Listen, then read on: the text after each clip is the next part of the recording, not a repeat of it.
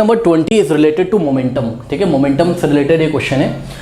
तो क्वेश्चन हमको करते हैं कि what is momentum, right it's SI unit, interpret force in terms of momentum, represent the following graphically. तो ये जो ग्राफ वाला पोर्शन है हम बाद में डिस्कस करेंगे, इसको भी छोड़ दो, एक एक करके इसको सॉल्व करते हैं। व्हाट इज मोमेंटम, मोमेंटम क्या है? तो याद है आपको, क्या कोई बॉडी है, उसका मास अगर m है और वो v वेलोसिटी से जा रही है और लीनियर मोशन अगर कर रही है। ठीक है, तो लीनियर मोमेंटम मतलब क्लास 9 में एक्चुअल में लीनियर मोमेंटम ही पढ़ाया गया है, एंगुलर मोमेंटम क्लास 11 में पढ़ाया जाएगा। ठीक है, तो लीनियर मोमेंटम को मैथमेटिकली हम कैसे दिखाते हैं? m इंटू वी, यानी कि मास और वेलोसिटी का जो प्रोडक्ट होता है वही क्या कहलाता है? लीनियर मोमेंटम या मोमेंटम। इन्होंने हमसे मोमेंटम यहाँ पे पूछा था, तो हमने मोमेंटम जो क्लास 9 में हमसे पूछा है, तो उनका कहने का मतलब है लीनियर मोमेंटम ही की वो बात कर रहे हैं। ठीक है, तो देखिए यहाँ पर हमने आंसर किया क्या कि momentum is the product of mass of an object to its velocity, मतलब मास ऑफ एन ऑब्जेक्ट का प्रोडक्ट लिया गया किसके साथ? उसकी वेलोसिटी के साथ। तो यदि मास को हम स्मॉल m से शो करें बच्चों और वेलोसिटी को अगर हम v से शो करें, ठीक है, तो mathematically it is given by momentum को हम p से is equals to mass into velocity, mass को m से, वेलोसिटी को v से। कोई डाउट है बताइए? अब एक चीज और, कुछ बच्चे बोलेंगे ये तो आपने हमको बता दिया कि momentum is equals to mass into product, ये तो सबको पता है। हाँ भाई मुझे भी पता है, सबको पता है। तो सुनो, अब मोमेंटम का अगर असली ज्ञान आपको लेना हो बच्चों, ठीक है, तो वो हमने क्लास में समझाया हुआ है कि वाकई इसका मतलब क्या होता है। बहुत सारी एक्टिविटीज से हमने इसको क्लास में समझाया हुआ है।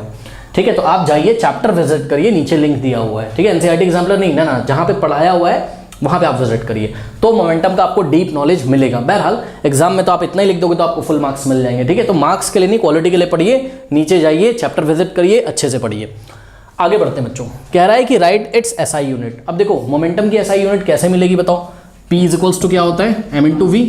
ठीक है, तो मोमेंटम क्या है? P की एसआई यूनिट चाहिए, तो मास की एसआई यूनिट इंटू वेलोसिटी की एसआई यूनिट। तो मास की एसआई यूनिट क्या होती है? किलोग्राम, और वेलोसिटी की एसआई यूनिट सभी बच्चों को पता है, मीटर पर सेकेंड। तो मोमेंटम की जो एसआई यूनिट होगी वो क्या होगी? Kilogram metre per second. कोई डाउट है बताइए किसी को? हाँ, तो नीचे हमने लिखा हुआ है the SI unit of momentum is kilogram metre per second. Simple हो गया। आगे पढ़ते हैं, कह रहा है कि interpret force in terms of momentum. ध्यान दें, interpret force in terms of momentum. ठीक है, इंटरप्रेट का मतलब क्या होता है? व्याख्या करना। क्या होता है? व्याख्या करना, समझाना किसी चीज को एलाबोरेट करना। वो क्या कह रहे हैं? फोर्स की व्याख्या करिए, किसकी हेल्प से? फोर्स को इंटरप्रेट करिए, किसकी हेल्प से? इन टर्म्स ऑफ मोमेंटम की हेल्प से। तो बच्चों हमने एनसीईआरटी एग्जाम्पलर में ही क्वेश्चन किए हुए, रॉकेट वाले जो क्वेश्चन थे उसमें हमने आपको बताया था कि न्यूटन्स का जो सेकंड लॉ है वो क्या होता है? वो फोर्स के बारे में बताता है कि फोर्स क्या होता है? Force is directly proportional to what? Rate of change of momentum, या rate of change of momentum of a body is directly proportional to the force applied by it. और rate of change of momentum एक vector quantity होती है और उसकी direction किधर होती है? जिधर अप्लाइड फोर्स की डायरेक्शन होती है। ठीक है, तो ये बात है। जिन बच्चों को पूरी डेफिनेशन नोट करनी हो, ऑब्वियसली आप अगर पार्ट 1 से करते हुए चले आ रहे हो एग्जाम्पल, तो कॉपी होगी आपकी, बनी होगी, वहाँ आपने नोट किया होगा। और अगर ईयरफोन लगा के इधर उधर घूम के सुन रहे थे तो बात ही अलग है। कॉपी बनाया करिए बच्चों, ठीक है। तो कॉपी में देखिए आपकी मैंने डिटेल में लिखवाया हुआ, फिर भी मैं यहाँ पे एक बार शॉर्ट में इंटरप्रेट करता हूँ किसको? फोर्स को विद द हेल्प ऑफ या इन टर्म्स ऑफ मोमेंटम। तो यहाँ पे हमने लिखा we can interpret force by the Newton second law which state that what? Force is equals to the rate of change of momentum, या force is directly proportional to what?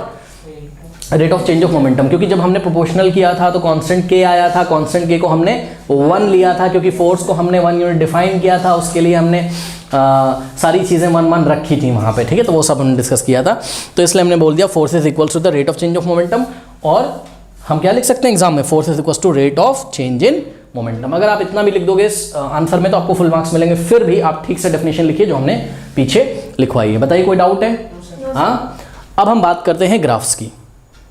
Now students आगे पढ़िए इस question को, कह रहा है represent the following graphically. ठीक है, मतलब ये जो भी इन्होंने हमें भाई देखिए ग्राफिकली आप कैसे रिप्रेजेंट करते हो किसी चीज़ को। आपने इस साल एक चैप्टर पढ़ा है शायद, linear equation in 2 variable mathematics में। ठीक है, ग्राफ भी बनाया होगा शायद। तो वहाँ आप क्या पढ़ते थे? मैं एक छोटा सा आपको क्वेश्चन देता हूँ लीनियर इक्वेशन इन 2 वेरिएबल का। देखिए y इज इक्वल्स टू, मान लीजिए हमारे पास 2x + 2 है। अब इसका ग्राफ आप कैसे बनाते थे बताइए? ये आपकी y एक्सिस, ये आपकी x एक्सिस। ठीक है, थोड़ा सा मैं आपको करके दिखाता हूँ। तो 1 2 3 4 5 1 2 3 4 5 ये। फिर आप क्या करते थे? आप एक टेबल बनाते थे ऐसे छोटी सी, है ना। यहाँ पे x की वैल्यू, यहाँ पे y की वैल्यू। मान लो x हमने 0 रखा, कितना? 0। तो y कितना आ जाएगा?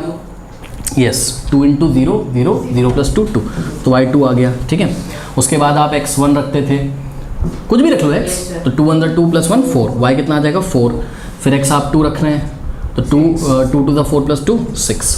तो आपको कोऑर्डिनेट क्या क्या मिले 0,2, नेक्स्ट क्या मिला 1,4, नेक्स्ट क्या मिला 2,6। तो कोऑर्डिनेट कैसे लेते हैं, 0,2 का मतलब x पे कितना 0 और y पे कितना 2, तो ये पॉइंट मिला।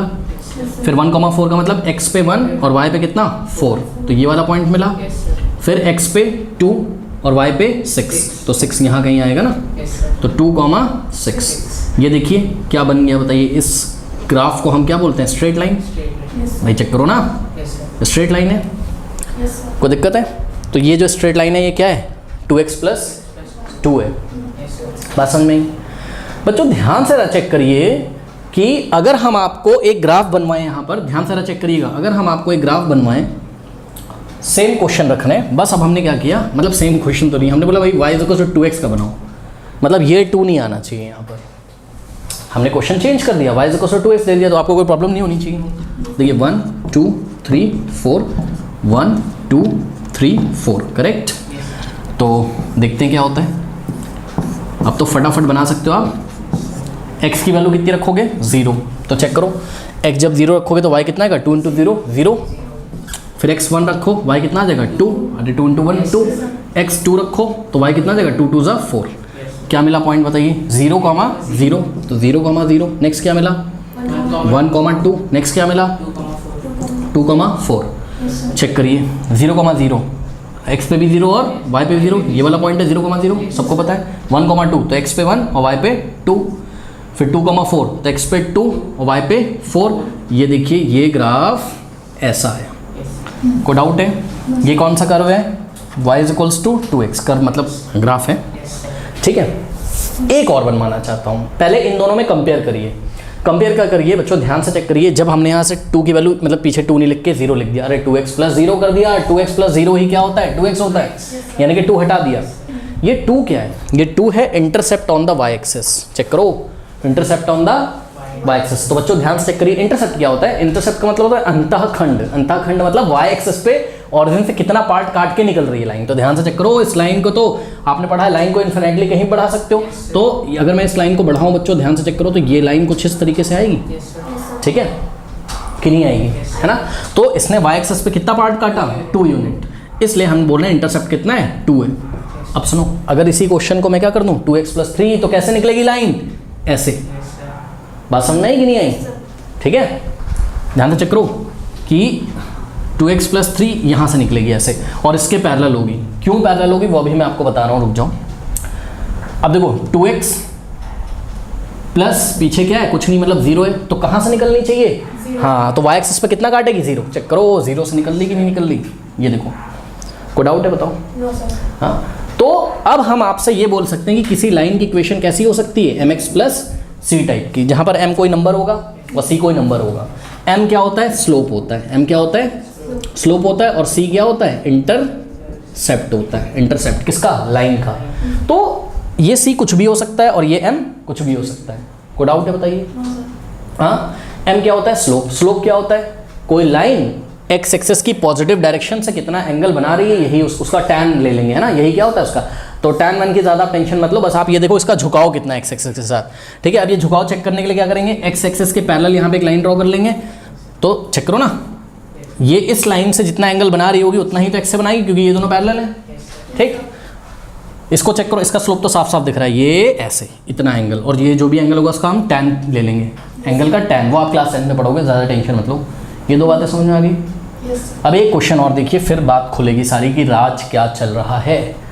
तो एक क्वेश्चन और देखिए, मान लीजिए y = x में अगर आपको दे दूं और y = x इसी ग्राफ में बनाने के लिए आपसे बोलूं, तो टेबल बनाइए जरा इसका, क्या हो जाएगा x y, x अगर 0 रखोगे y 0, x1 y 1, x2 जो x होगा वही y होगा।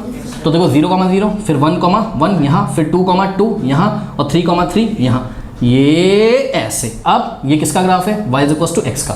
ध्यान से चेक करो, y = क्या था x, यहाँ पे x का कोफिशिएंट क्या है, मतलब x के आगे क्या लिखा हुआ है, जैसे यहाँ x के आगे m लिखा होता था, यहाँ x के आगे क्या लिखा है, कुछ नहीं लिखा, तो 1, मतलब इसका स्लोप कितना है 1, लेकिन इसका स्लोप कितना था 2 ज़्यादा होता है कि 1, टू ज़्यादा होता है ना।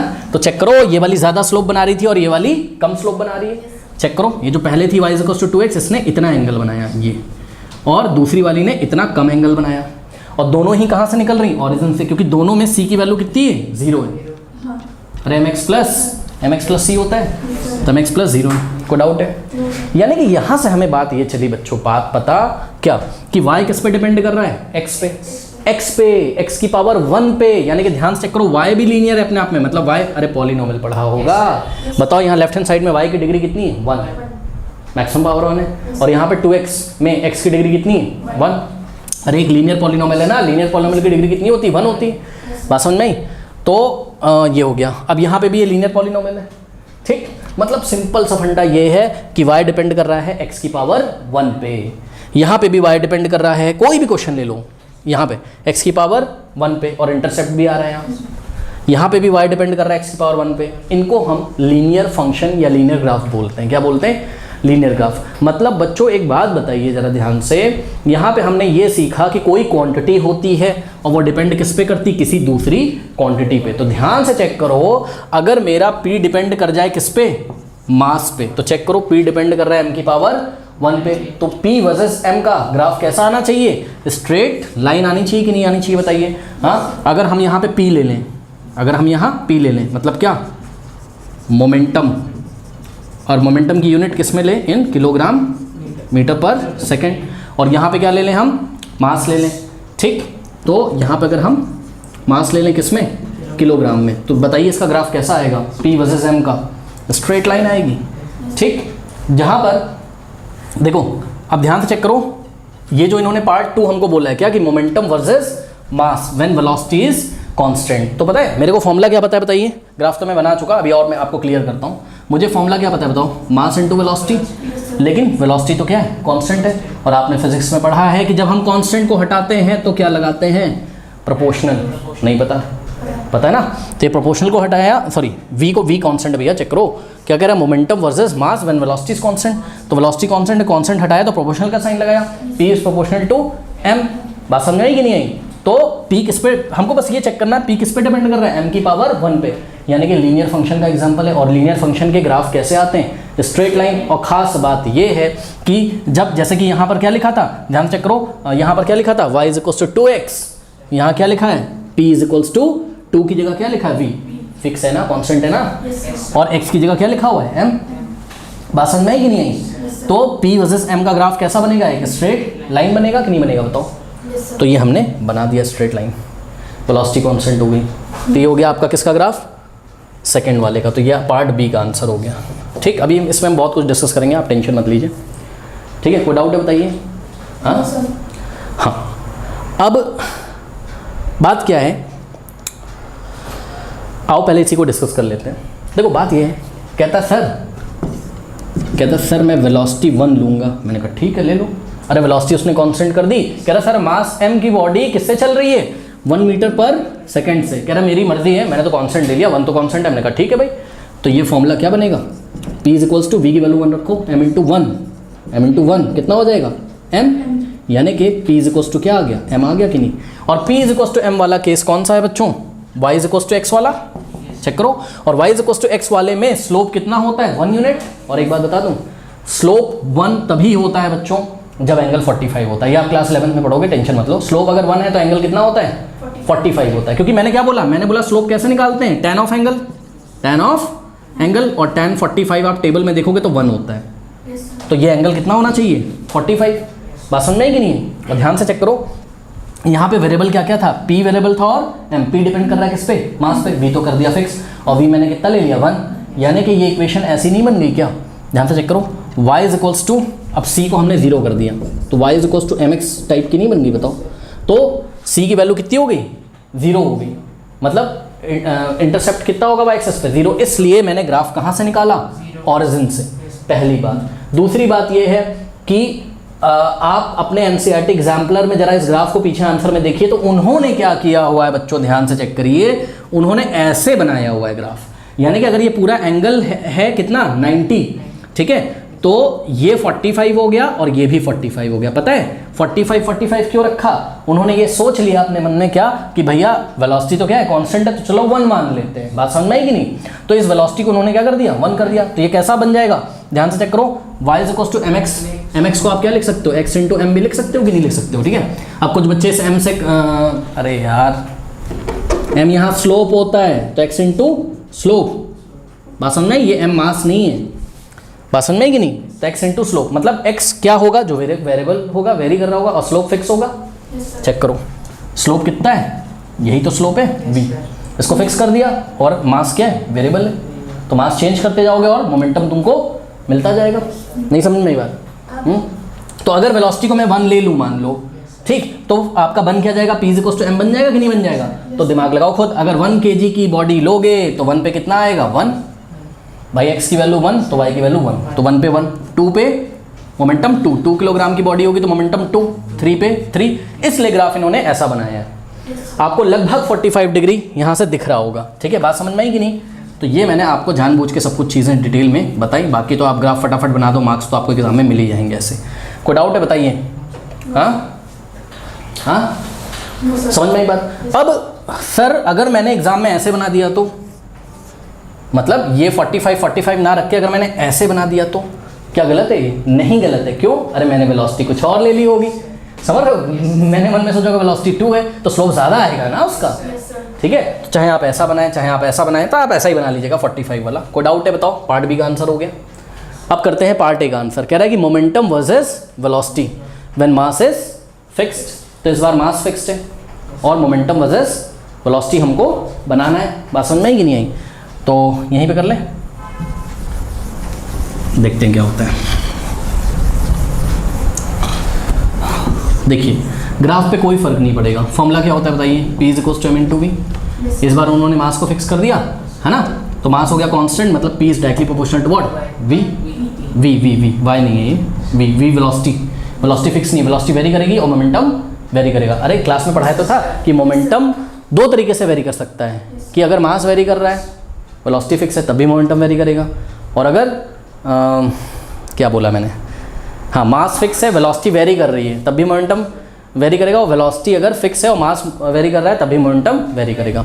तो ये वाले केस में क्या है, फर्स्ट वाले केस में momentum versus velocity when mass is fix, तो मास अगर फिक्स है तो ये m क्या हो जाएगा, कांस्टेंट, तो कांस्टेंट हटाओगे तो प्रोपोर्शनल लगाओगे। अब चेक करो ये लीनियर फंक्शन है क्योंकि v की पावर 1 है, डिग्री चेक करो इधर राइट हैंड साइड, v की पावर मैक्सिमम 1 है और p की पावर भी 1 है, तो इसका ग्राफ कैसा आना चाहिए, लीनियर।